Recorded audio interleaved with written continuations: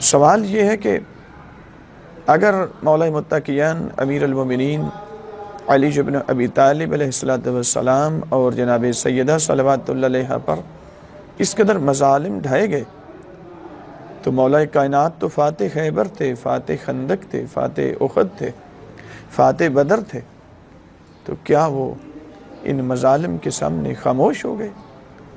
کیا وہ ڈر گئے تھے؟ تو آپ لوگ تو الٹا ان کی توہین کرتے ہیں۔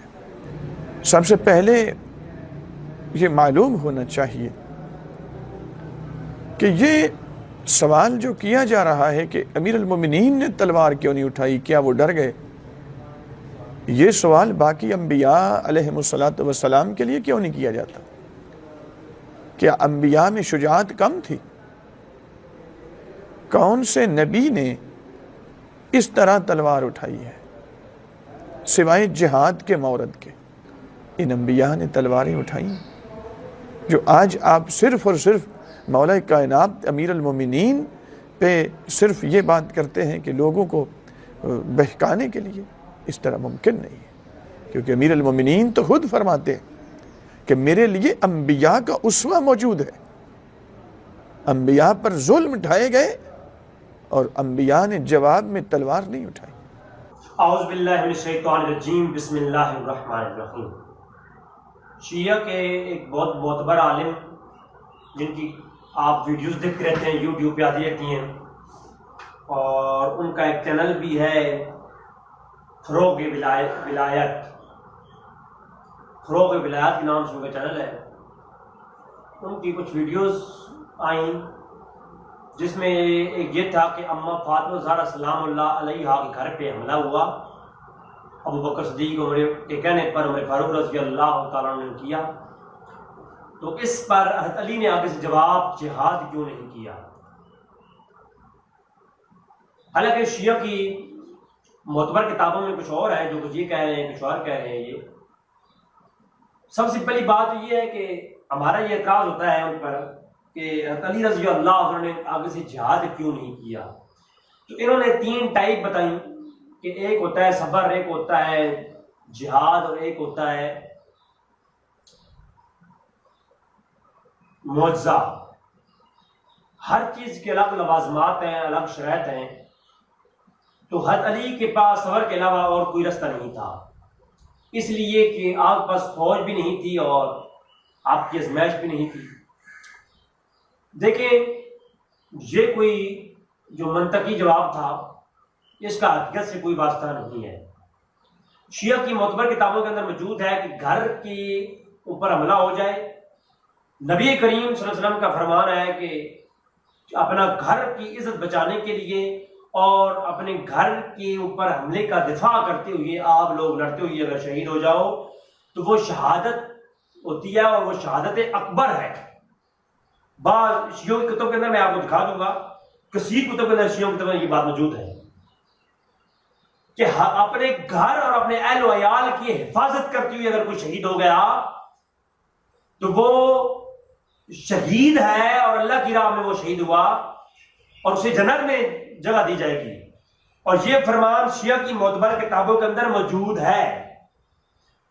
اور کیا حضرت علی رضی اللہ تعالیٰ عنہ صبر کرتے رہے اور حضور کی صحیح حدیث پہ عمل نہیں کیا؟ پہلا تو یہ سوال ہے۔ جس جگہ جہاد کا حکم ہے اس جگہ حضور اکرم صلی اللہ علیہ وسلم کے فرمان کے عین مطابق اپنے گھر کے اوپر حملہ ہو جائے، اپنی عزت پہ حملہ ہو جائے، اس کا دفاع کرو، تو وہ دفاع جو ہے حضرت علی نے نہیں کیا۔ ایک سوال تو یہ بنتا ہے، حضرت عمر نے حضور کے گھر، حضرت علی کے گھر پہ حملہ کیا، فاطمہ کے گھر پہ حملہ کیا، شیعہ یہ کہتے ہیں، تو اس حملے کا آگے سے ڈیفینس حضرت علی نے کیوں نہیں کیا؟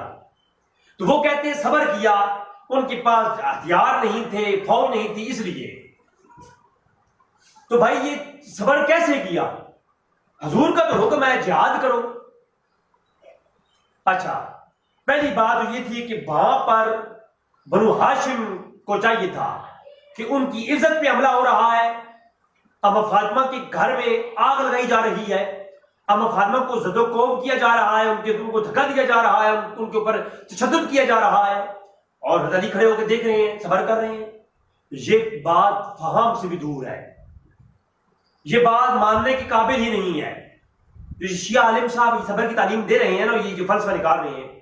اور دوسری بات، اگر کوئی جہاد کے لوازمات نہیں ہے، وہ جہاد نہیں کر سکتا، تو اس کے لیے حکم یہ ہے وہ دل میں اس کے لیے نفرت رکھے.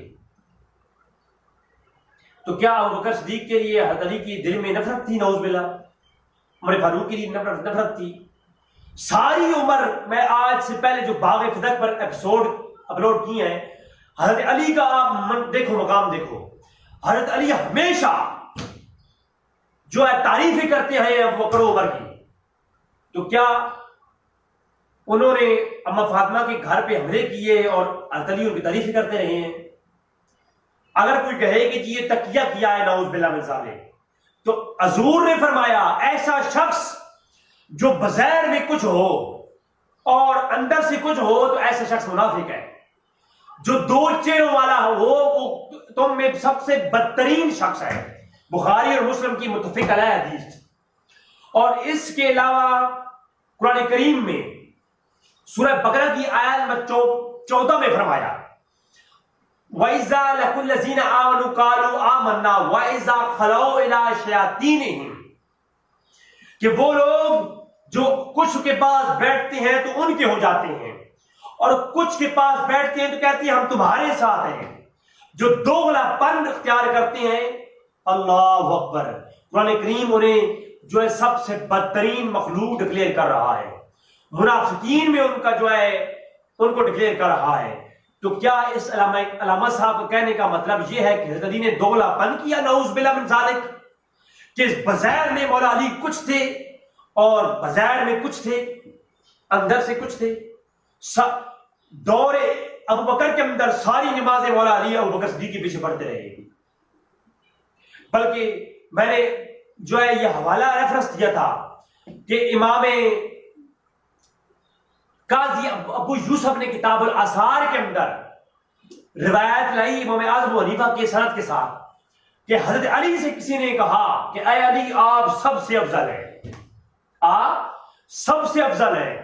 تو حضرت علی نے اسے کہا تم نے حضور کو دیکھا ہے؟ اس نے کہا لا. قال لا، میں نے نہیں دیکھا.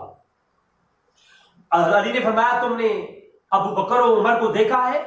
قال لا، میں نے نہیں دیکھا. تو حضرت علی نے فرمایا خدا کی قسم اے شخص، اگر تو یہ کہہ دیتا تو نے نبی کو دیکھا ہے تو میں تیری گردن تن سے جدا کر دیتا.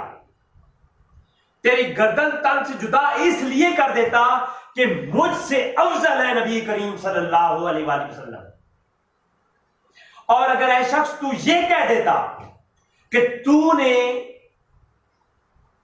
ابو بکر و عمر کو دیکھا ہے، میں تجھے سخت سے سخت سزا دیتا، کیونکہ مجھ سے افضل ہے ابو بکر و عمر. تو مجھے بتائیں کیا یہ حضرت علی نے جھوٹی بات کہی ہے؟ کیا مولا علی کرم اللہ وجہ الکریم جو حیدر کرار ہے، جو شیر خدا ہے، کیا وہ ابو بکر و عمر کے ساتھ بغض رکھتے تھے اور دل میں بغض تھا؟ یہ زبان سے تکیہ نوشی کرتے رہے نعوذ باللہ من ذالک. اس علامہ صاحب کے کہنے کا مطلب کیا ہے؟ کچھ ہمیں بھی سمجھائے گا. اور پھر کہا جی انبیاء کا یہ طریقہ تھا نعوذ باللہ من ذالک. انبیاء نے جہاں بھی صبر کیا وہ کفار کے ساتھ تھا. انبیاء نے ان کے ظلم پر جہاد نہیں کیا جب جہاد کے لیے فوج نہیں تھی. انبیاء کے پاس جب بھی فوج نہیں تھی انبیاء نے جہاد نہیں کیا. انبیاء نے ظلم سہے، صبر کیا. وہ تمام تر انبیاء کے مد مقابل کفار تھے اور انبیاء نے ایک لفظ بھی ان کی حمایت میں نہیں کہا. یہ اہل تشیع کا بہتان ہے اور ان علامہ صاحب کا بہتان ہے. ایک لفظ بھی حضور نے طائف کے جب وادیوں میں حضور کو پتھر مارے گئے، حضور نے ان کے لیے دعا کی، لیکن حضور نے یہ نہیں کہا کہ وہ حق پہ تھے، وہ مجھ سے افضل تھے نعوذ باللہ، یا وہ حق پہ ہیں. ایسے لفظ ان کے حضور نے ان کی حمایت میں نہیں کہے. حضور نے یہی کہا کہ اللہ انہیں ہدایت دے اور مجھے امید ہے کہ طائف والوں کی اولاد میں سے کوئی ہدایت پر ہوگا. حضور نے صبر کیا. حضور کے پاس جہاد کے لوازمات نہیں تھے, جہاد کے لیے شرائط موجود نہیں تھی, آپ کے پاس ہتھیار نہیں تھے, فوجی نہیں تھے, لیکن حضور نے ان کی حمایت نہیں کی. حضور نے ظلم برداشت کیا, صبر ضرور کیا. تو حضرت علی کے پاس تو یہ جو ہے اسوہ تھا کہ ان کی مخالفت کرنی ہے صبر کے ساتھ, ان کی ڈنکے نہیں بجانے, ان کے خلاف تو کو صحیح نہیں کہنا. میں نے پورا لیکچر ریکارڈ کروایا ہے کہ حضرت علی کہتے تھے کہ حضرت ابوبکر صدیق کی اور عمر فاروق کی خلافت حق ہے. اللہ اکبر. حضرت ابوبکر صدیق کی بیعت کی ہے وہ حضرت علی نے, کیا وہ جھوٹی بیعت تھی؟ حضرت علی نے ڈر کر کے اور جہاد کی شرائط نہ ہونے کی وجہ سے کی ہے یہ بیعت. لہذا یہ ساری دھری ہوئی باتیں ہیں, ساری دھری ہوئی باتیں. اللہ سے دعا ہے کہ رب تعالیٰ میں ایسے شر پسند عناصر سے بچائے اور ایسی یہ دین کے اندر فساد سے بچائے. وما علینا الا البلاغ المبین.